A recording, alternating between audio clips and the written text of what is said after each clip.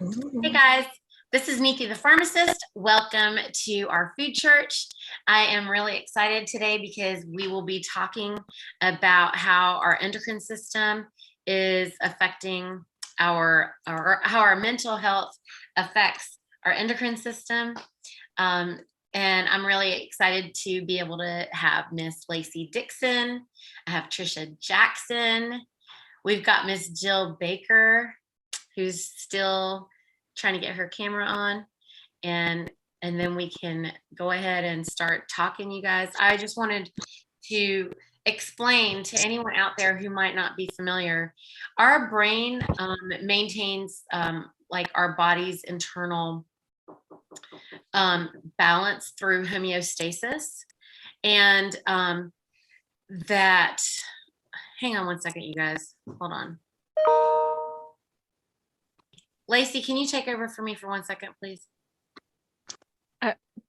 Okay.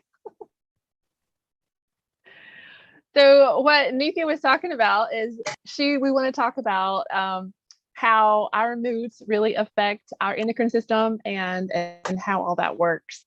We were talking a little bit before about, we all have heard you get out of the wrong side of the bed in the morning and you're already in a bad mood, and how that affects you through the day. So these things can affect us in so many different ways, with one being, our thoughts can, change our emotions throughout the day, and our emotions play a really big role in the hormones that are released throughout the day. So that's what we had been talking about. And I would love for you ladies to chime in a little bit with some of your knowledge too, if you have anything to say. Well, I'm a RN by trade, I guess, and that's not really something they talked about. Mental health was definitely an illness that occurred, but it was never correlated to how it reacted to you physically. And so it's definitely not something, when I was trained, was taught in the medical field as a preventative. So it's been interesting. I'm so sorry. I had a situation I had to handle here, but what you're saying is correct. So, and this is interesting, Tricia, because no one in the medical industrial complex is ever addressing how our thoughts are affecting our physical body. They're also putting, like when they give you a diagnosis, these are bad words. This is a bad idea that they're putting on you.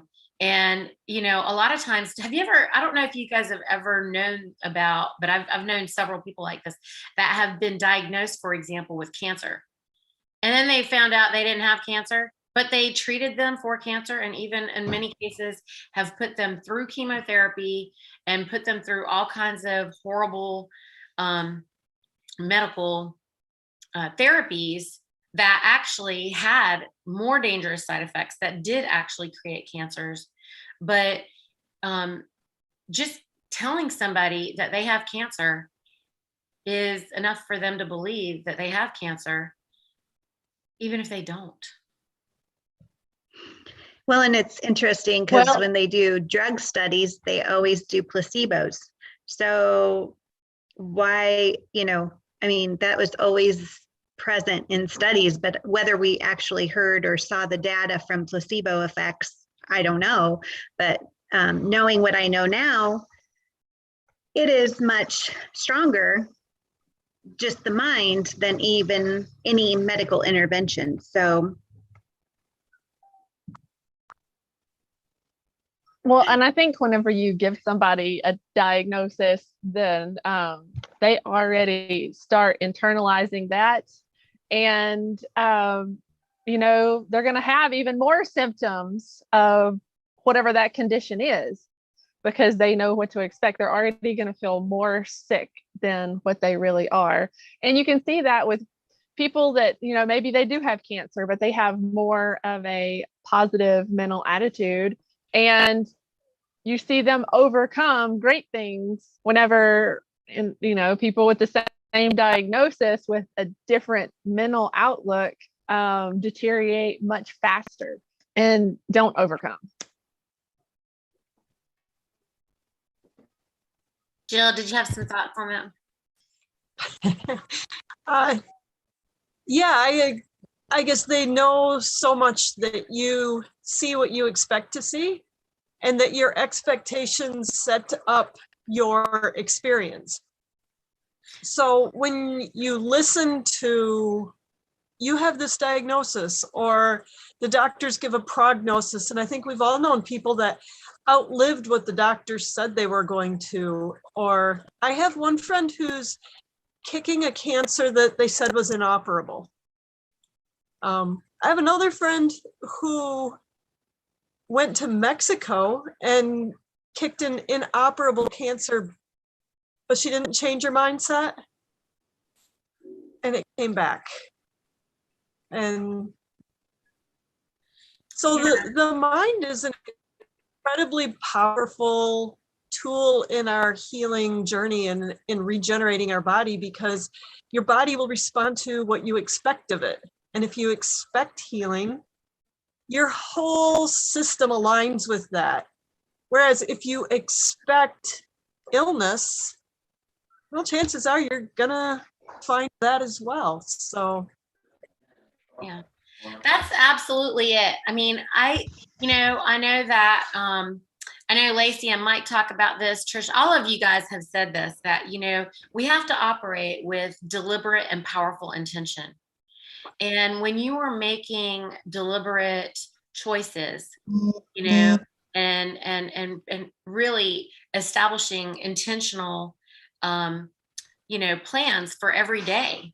We were just talking about, me and Lacie have our beds in the background. We're just laughing. We were saying, they say, did you get out on the wrong side of the bed? That's a saying, and it means something, because you're starting the momentum for your day. When you wake up in the morning, when you first, realize that you're awake, what do? I've been practicing this thing, you guys, where as soon as I realize I'm awake, I go, yay, I'm awake. Like, I want to just say it out loud. Yay, I'm awake. Because, that's going to set the tone for the rest of my day. If I wake up and go, ugh, why am I awake? Or if I wake up and say, what is that noise? Oh, it's the alarm. Oh, everybody, they wake up to this bit, and they're like, oh, and they're fighting it and slamming it. And instead of waking up and saying, yay, isn't it a miracle that we just woke up? The whole time while you were asleep, your body was just breathing, and it was just taking care of everything. You didn't have to have anything to do with it. And the sun, it just keeps coming out every day, no matter what. I can't do anything to stop it. Isn't that like a miracle? And I think that bad attitude that a lot of people have, plays a role in a lot of illness now. People, they really don't look forward to their life. They don't have, it's a grind. It's get back to the grind every single day. And whenever we don't have the outlook on life that, we want to be awake and we want to live our life, then, that is like the perfect storm for illness to set in. Yeah, and finding gratefulness. I mean, and I think it's so important that you find gratefulness for wherever you're at. And I wish I had known that years ago. But my daughter's taking care of an older person, and she's, they do many things for her, but she's very ungrateful for what they do for her, expecting more. And I think those are habits of being grateful that are established when things aren't going our way. There's still things to be grateful for. And they'll carry through when we're in our 90s and somebody still want to be around us, because we can still be grateful for wherever they're meeting us. Yeah. I like to say appreciation. Someone pointed it out to me that, grateful comes with a little bit of struggle, or it comes with a little bit of, oh, finally, I found my way to this, or like you clawed your way out of something from somewhere, versus appreciation, where you just are like finding the joy and the beauty in whatever is happening, regardless of whatever, like right now, I think is a very important time. Like we've all been born in this moment in time on purpose. And it's a really, really incredible time. This is a very powerful time. And I think that a lot of amazing things are happening as the golden age is rolling in, and the cleansing that's happening during this shift of the old earth to the new earth is not going to happen lightly. It's going to happen with a lot of like really powerful disruption. And that disruption could be something that we allow ourselves to fear, or to be really, bowled over by, maybe, for lack of better words. Or we could get our minds ready and get our footing and be prepared and know deliberately that we're walking through this volcanic eruption that's resetting the landscape for something that's more powerful, like much bigger. I know that all of you are creating alternate paths for us to be able to tackle, what's coming. All of you have, like moved out and created your own spaces. Can you guys all maybe talk about what you're doing that you are really making an intention for every day, and how, because all of you wake up, I think, and seem to be smiling and excited to live every day. Can you maybe talk about that? Jill, you want to start? You start, Jill. Okay. Yeah, I guess, and this is maybe like a point of my in the journey, is focusing on it. I do use the word grateful, because to me it means appreciation. Or Pollyanna, one of my favorite characters, like the movie or the book, either way, even though she gets a bad rap, she was an expert at looking for the silver lining on things, finding what could we possibly like about this, what is possibly good about this. And it wasn't because she'd lived an easy and cush life, entirely the opposite. She'd learned that skill in the midst of desperately needing a bright spot. So I have learned to do that. That's actually been a big part of my healing journey, is saying, where is the abundance around me? Where are my needs met financially? I've discovered weeds. When you talk about when the world falls apart, there's going to be weeds. And if you know how to eat those suckers, you're going to eat food. Or if you know how to eat the things that eat the weeds, you're going to be okay. So practicing looking for the silver linings has been a big part of my journey, and where I'm finding joy. Last night I had a hard conversation, and I went and sat under the stars and said, okay, well, you know what? That's good. And shifted that focus through what's good. And I could feel the stress hormones come down. I could feel my heart rate slow down, my breathing rate slow down, all those things, so that I could even go to sleep. Mind calmed down. It had good things to think about now instead of hard things. So that focus has been a big part of me changing my mental health and my whole body health. Tricia, you want to go next? Sure. So I met Neethi, it'll be almost a year ago in August-ish, like late July, early August. And she would talk to me about how powerful the mind is. And I knew the mind was powerful. I don't know that I truly understood how powerful it was. And a lot of what she said resonated with me, but I couldn't really apply it at that point. Well, we had a few things that have happened this past spring where and then just moving in general, it's been kind of a hard transition. And it wasn't until I read a book recently about 5 weeks ago. It was called Portal to Genius. And it was an amazing book. And it just resonated with me. And I think we always hear things differently from different people, but this book resonated with me about how I can control my my outcome by my thoughts. And so I pray a lot, and I know it's all of God's will. But I followed it with a book called Personality Isn't Permanent. So I'm not sure which quote this book came from, but it said, things never happen to you, they happen for you. And so my mindset of that being, it doesn't happen to me for whatever reason. It may seem bad that day, that moment. It may not seem like it has a purpose, but it does. And it has a purpose for my good and God's glory.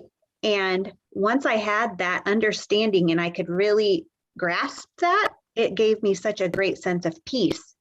And when you feel that peace, it resonates through your body. And it resonates with health and with, I just wish I could shout from the mountaintops for people so they could all feel that joy. Because if you can maintain that joy, even in difficult situations, I mean, I just would like everybody to know that, I guess. So yes, I wake up every day very excited. And it's okay. Whatever happens is going to be okay. I think it's important for everybody to know that piece that you brought up about, because I've said this so many times too, is, nothing's happening to you.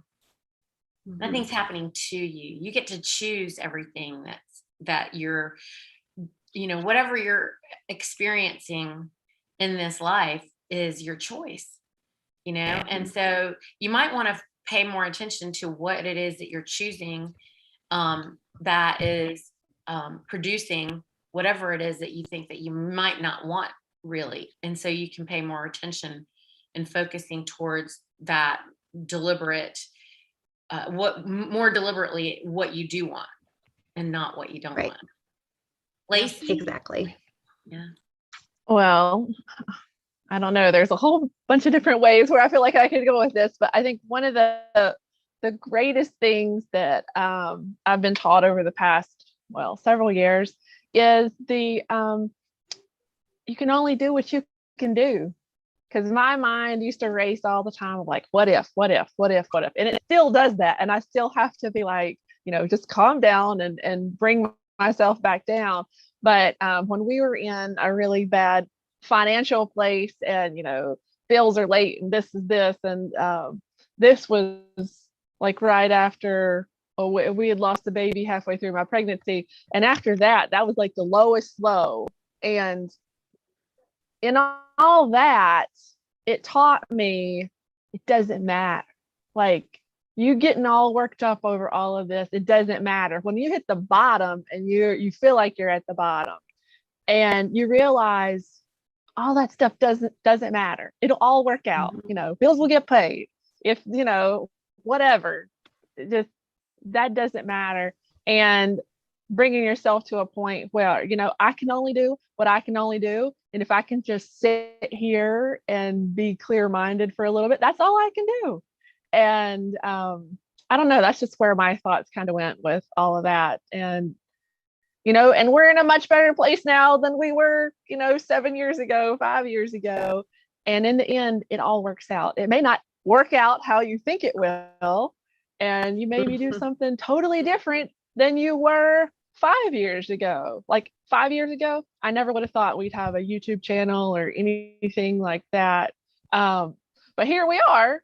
And through that, we've been able to encourage a lot more people. So through your struggle, you can encourage more people. And I don't know, that's just what I was kind of thinking about as y'all were talking. And it's just everybody has their personal journey into finding that place of how you can calm your mind back down and come off the edge and not be so tensed up all the time.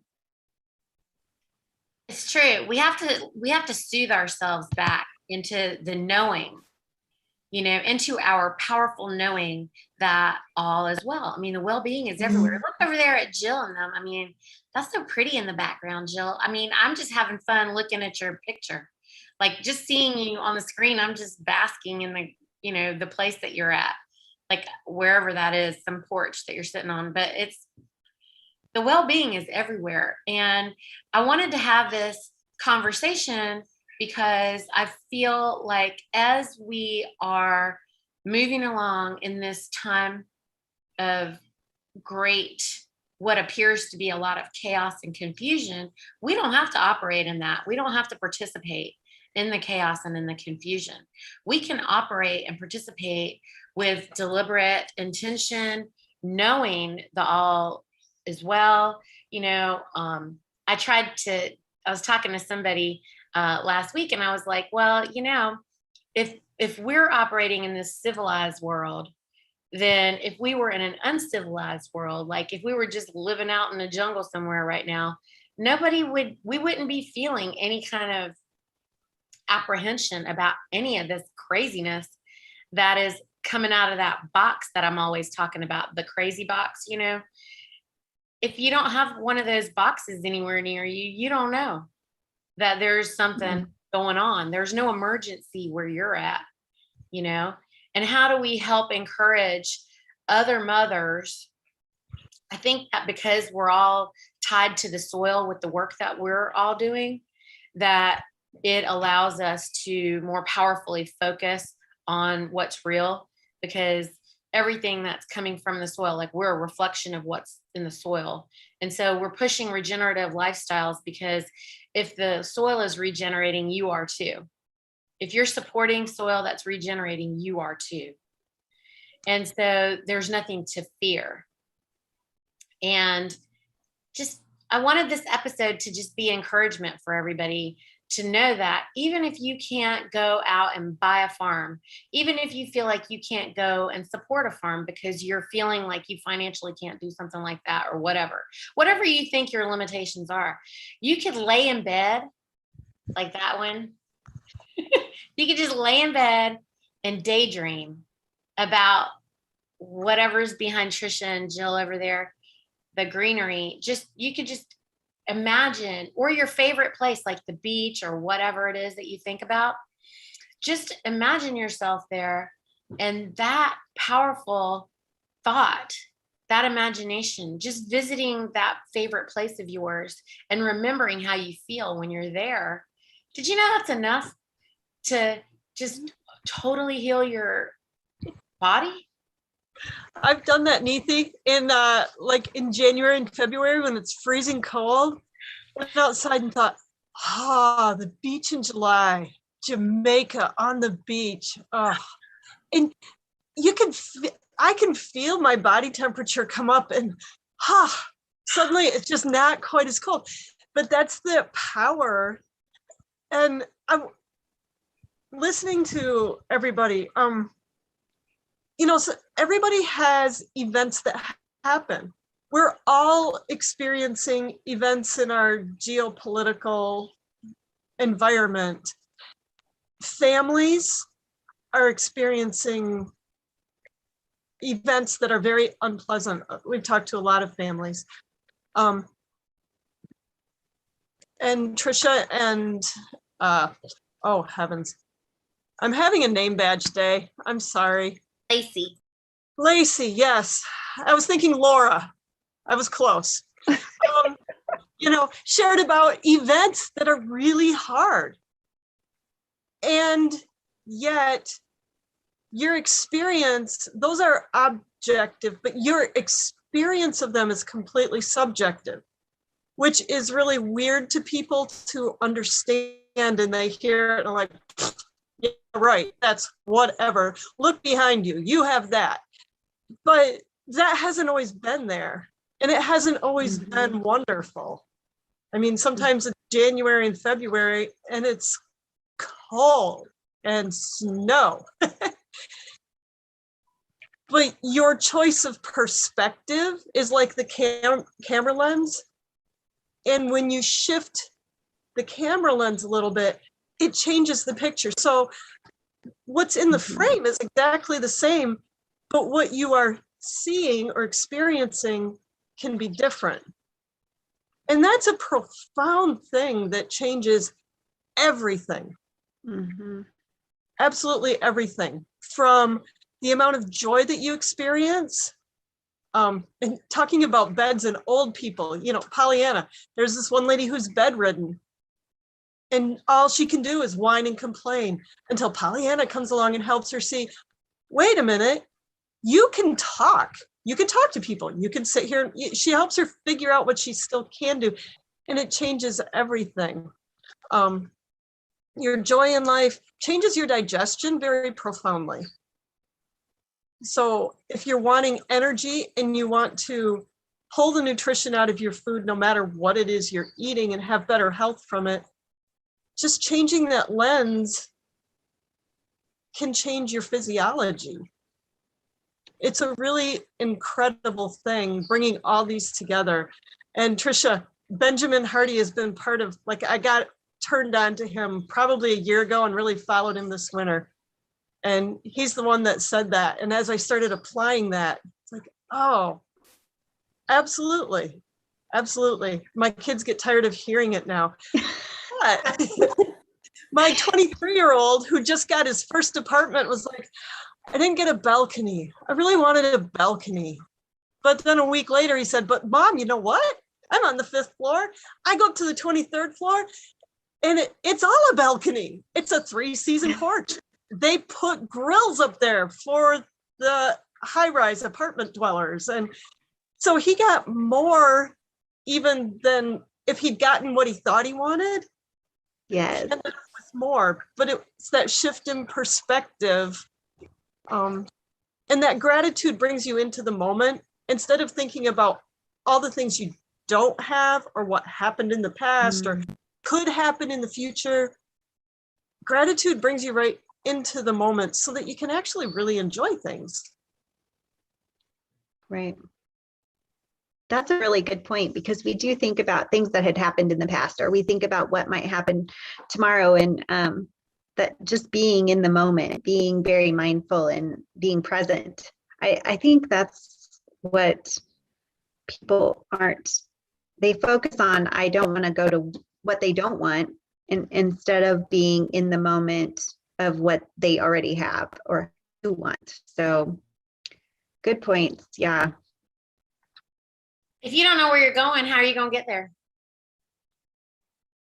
I do think though it has to be like a pivotal moment in people's lives for them to really start that journey. I don't know that it You got to get pushed into corners, and life is trying to push you into corners, not to give you a hard time. I feel like life pushes you into corners for you to know what you want, so you know what you don't want. And you can't know what you want if you don't know what you don't want. Yeah.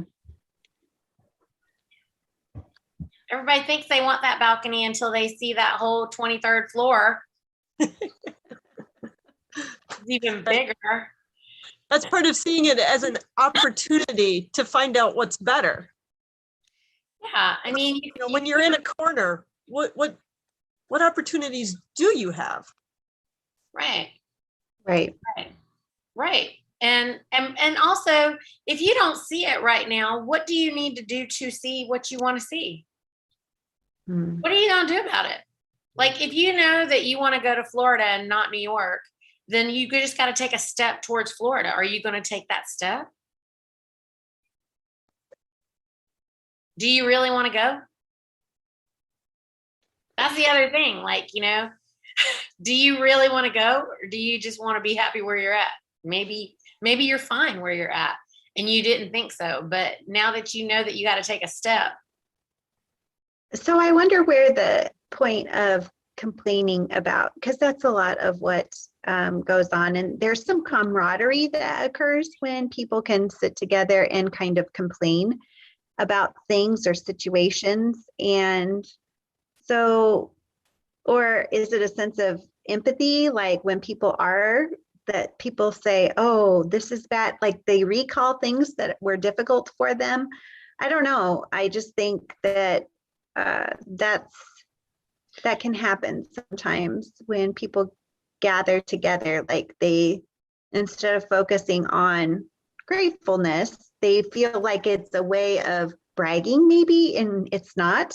But is that what keeps people from sharing those moments? I don't know. I'm just asking.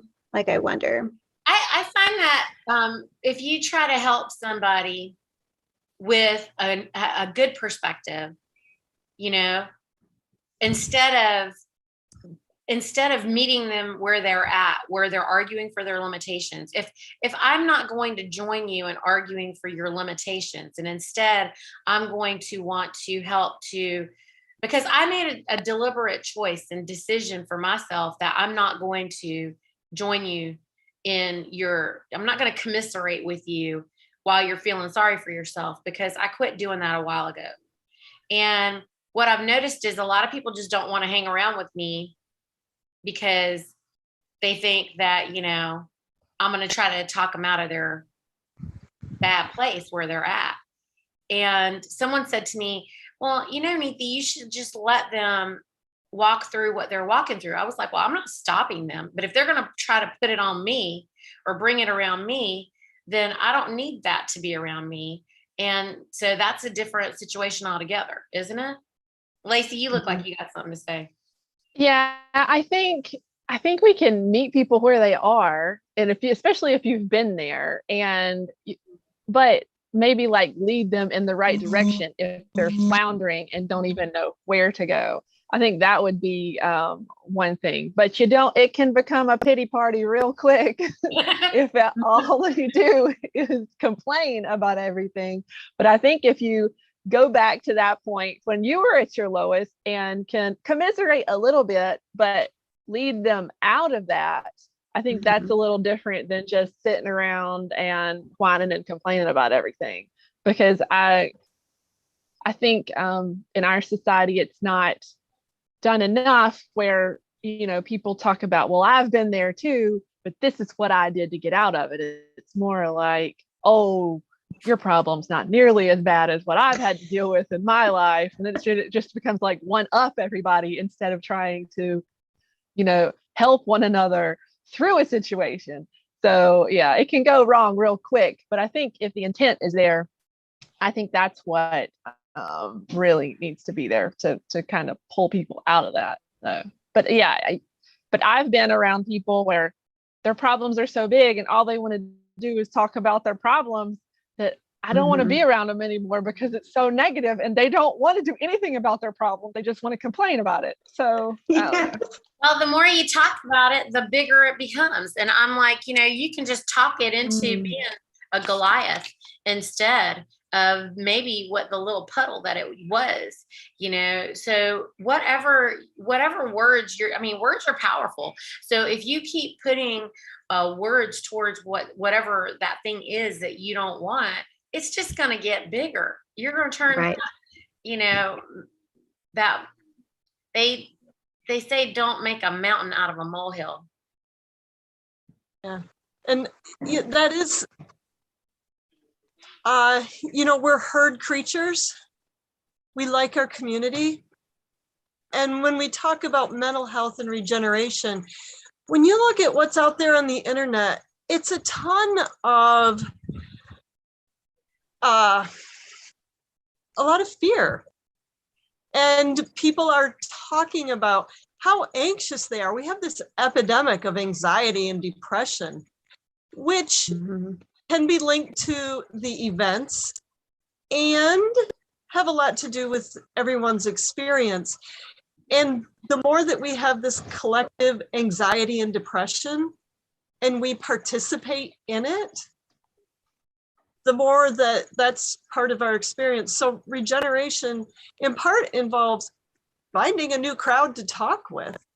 I think you guys all have said that, you know, it's a downer hanging out with people that all they do is, like Lacie said, talk about how terrible things are. My grandma used to call it an organ recital at the nursing home.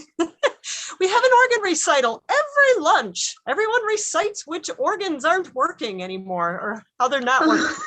But it's a downer. And if you choose to stay listening to that, and like Neethi said, bathing yourself in that kind of language, that's what your mental health is going to be. And that's what your digestion is going to be, and your energy and your thyroid function and all of it. When you find a better group, which is why I coach in a group, so that you have a new set of people to talk to. Yes. And sometimes it's hard to find that if you're starting on the regenerative path, but that's where the glories of Neethi's YouTube and Lacie's YouTube and our YouTube, you know, you can connect with people that are having a different conversation. And you can start to bring a different experience into the events of your life just by changing who you're talking to and not participating in the organ recitals that go on. Well, and they say that you're most like the 5 people you hang out with. And so when you think about that, that is so important to really, you know, analyze who you are with. And they need to have that similar mindset. And I go back, and it is that first step, and taking that first step towards what you really want. Like, I like to refer to it as like when we're cleaning pasture, I'm just going to get this one group of cedars, but I'm one cedar closer to having the pasture cleared, right? And it's 125 acres of pasture we have to clear. So it's not like it's a huge amount, but every time I pull one or cut one, I'm like, yes, I'm one cedar closer to it being cleared. And I think people just have to like have that mindset that gives you energy, that gives you the drive, and it's like a snowball effect. I mean, it can snowball in a good way, and it can snowball in a way that people maybe they do want, but we don't want. So I don't know, you know, I don't think people realize how powerful their thoughts are and how powerfully that is dictating your hormonal system. So that's why it's really important when people say that you should go get grounded or earthed or whatever. You don't need to make it some major big deal. Like if you just can even, you know, take a drive if you can't go ground and earth or whatever your situation is, I don't know, you know. And like I said, you could just lay in bed and just take your mind on a trip somewhere. So you don't have to even really go anywhere, but sometimes it's nice to go take a drive down some blank road, or even if it's a busy road, if you're just driving and not thinking about where you're going, and you just allow yourself to just empty your mind and be quiet and not think, maybe you're just going with the flow, however, wherever the road takes you, or go for a walk, you know. I'm just saying you don't have to do any one specific thing to kind of just allow your mind to just go. And I'm bringing up the way that mental health is affecting this endocrine health and vice versa. Okay, guys. And the reason is because people don't understand that their thoughts are as powerful as the food, which is your medicine. And we already know that medicine isn't healing anything, or else you wouldn't need a refill like that. That's for sure. So whatever you're putting in your mouth, and whatever you're taking in with your eyes, and whatever you're taking in with your ears, and whatever you're feeling on your skin, and, you know, whatever you're breathing, like, don't get caught up in the pollution. Like, you know, just, and if you're in a place where you feel like there's so much pollution, don't you think it's amazing how there's always a lotus that's blooming out of filth and like nothing, like death. There's a lotus that's flourishing amidst all of that. And it's just the attitude. It's your own power of your mind that allows you to do that. So that's why I love weeds. You just gave me a new life lesson from weeds because I'm collecting them. yeah. Weeds flourish everywhere. And part of their function is to flourish in those awful places because they clean the earth. And Right. so it's and bring the joy. That's right. There's always life in the darkest times. Always. It's just tuning into it. Yeah, weeds are amazingly resilient in no matter what, environment they're in, they're always present. And we were just excited because we're finally seeing weeds again. So we're seeing some of the, the sourdock and the purslane and all of these really good weeds. And we're so excited because we may have found a nettle. And so we're hoping, but yeah, even the weeds are looking healthier with our rotational grazing, because when we first started rotational grazing, even the dandelions looked a little puny. And we only had literally a couple. So we're very excited that everything is looking robust, even the weeds, or what people consider weeds. We don't consider them weeds, but the diversity Yes. is medicine that allows those cows to have whatever it is that they need. And nature doesn't like consistency or it's inconsistent and it's diverse. I mean, we like the tapestry, right? They say to appreciate and like bask in the tapestry of life. Because that variety is what we're here for. The variety is what we're here for, right? Lacie. What about it? I just take all the weeds and I turn them into medicine. So that's what I've been doing. I've been gathering all kinds of plantain and comfrey and all that to make salves out of. So you can take those things that are growing in the dirt that are beautiful, which a lot of people don't think they're beautiful, and then turn them into something else. So it's all about seeing the silver lining. We had plantain show up this year for the first time. And this is our third summer here. So finally we have plantain. Wow. And my daughter was so excited. She was gathering it up. And so it was so fun. But yeah, very, very exciting. Okay, so we're up on the last 10 minutes of this hour. I'm keeping it down to an hour today because I've actually got to get on the road. And I apologize the way this whole meeting started. And Lacie brilliantly just stepped in like, in perfect Lacie fashion. And so I apologize for putting you on the spot there, but I knew you could handle it. I knew you were going to handle it just beautifully. But what do we want to leave everybody with, you guys? Like, let's go around and do a round robin of what we want to leave everybody with today, because anybody who didn't know before that, words are so powerful. Your thoughts and your words are so powerful. So like, try to wake up in the morning. This is me. I'm just giving you my piece that I want you to go home with. I want everybody to practice when you first realize that you wake up in the morning, thinking before anything else, I'm awake. I want you to just practice doing it. It's kind of cool. Like, just do it one time. Just do it just for fun. Just try it and see if you can do it. And then, and then tell us in the comments below how you felt after that, if you did it, because I would love to know. That was going to be one of my final words too, Neethi, is, make it practical. Doing is the power. So just experiment this week and notice. Say a word. How does it feel in your body? Where do you feel it in your body? And is that a feeling you want?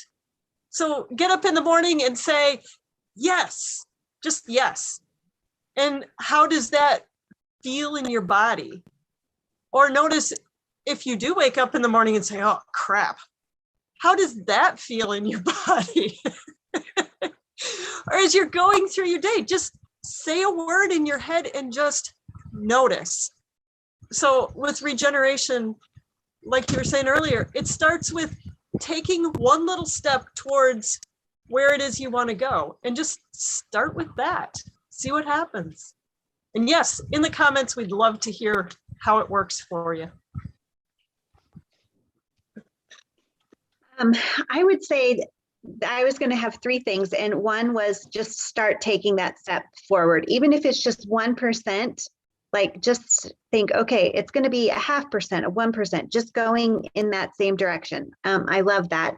And then remembering that it never happens to you, it happens for you. Everything happens for you. And then the third thing is make sure you dream about what you want or where you want to be and focus on that, but be very specific about it.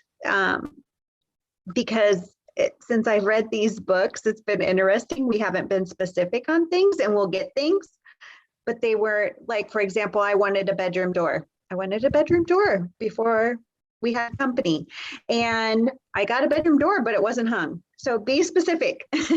Be specific when you dream. Okay, and I guess one thing that I'll say is be very mindful on who you hang around,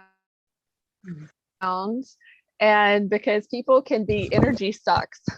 So I used to be a massage therapist, and there were clients that didn't even have to talk to me, but I would be giving them a massage, and when I was done, I was drained of all energy. And so it is real. People can suck your energy. So make sure you're hanging out with people that are, giving you really good energy, and also that are just a little ahead of where you want to be, because they're going to pull you up and not pull you down. So make sure those people are doing better, and someone better than you is not going to criticize anything that you're doing, but people that are below you will always criticize everything that you're doing. That was good. That was so powerful. Oh my goodness. Well, I hope all of you folks out there in the interwebs can, have found at least one thing that we said today that would be helping you. And I just want to thank all of you mamas for joining me, all these mama bears that are always so powerful. And, we just really love all you other mamas out there, and we just are here to encourage you, because we want everybody out there to win, and we want all of you to experience and enjoy the joy of waking up and saying, I'm awake. All right, guys, we love you so much, and we will look to see you guys next Tuesday at 11 a.m. Eastern Standard Time. Okay,